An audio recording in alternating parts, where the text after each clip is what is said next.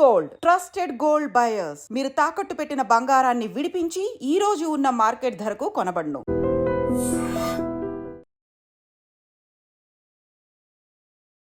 నమస్తే, welcome to I dream.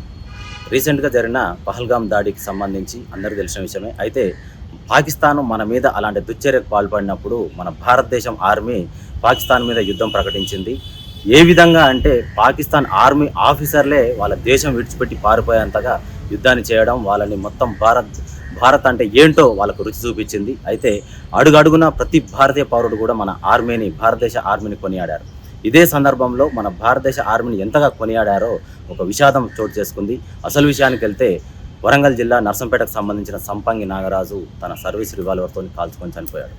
విషయం ఏంటంటే జమ్మూ కాశ్మీర్లో సాంబా జిల్లాలోని సెంట్రీ ఉద్యోగం విధులు నిర్వహిస్తున్నాడు. అయితే ఏం జరిగిందో తెలియదు కానీ తన కుటుంబ కారణాల వల్లే సూసైడ్ చేసుకున్నారని చెప్పేసి ప్రాథమిక విచారణలో వెల్లడైంది.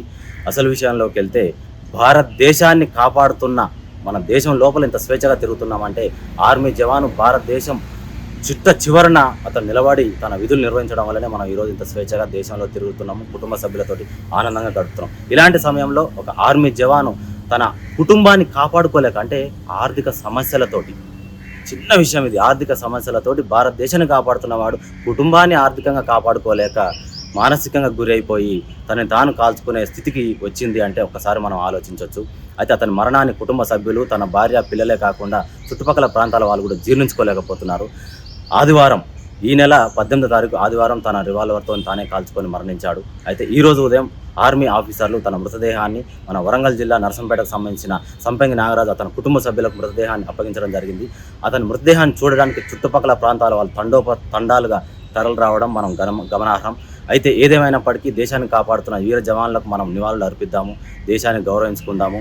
వాళ్ళు స్వేచ్ఛగా, మనం ఇంత స్వేచ్ఛగా ఉన్నాం అంటే కారణం అయితే వాళ్ళే కాబట్టి వాళ్ళకు మనము తల వంచి నివాళులు అర్పించడంలో ఏమాత్రం సందేహం లేదు.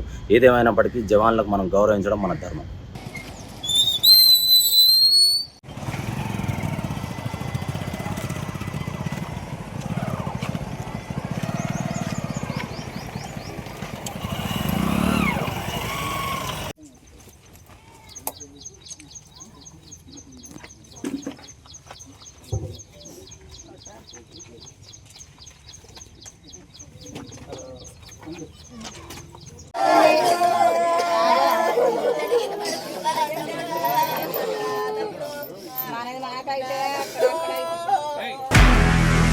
నిజంగా ప్రస్తుతం ఉన్నటువంటి సమాజం దేనికి ప్రయారిటీ ఇస్తుంది? ఆర్థిక సంబంధాల చుట్టూ మాత్రమే తిరుగుతుంది. మళ్ళీ ఎన్నికలంగానే చాలా విరక్తి కలుగుతాను.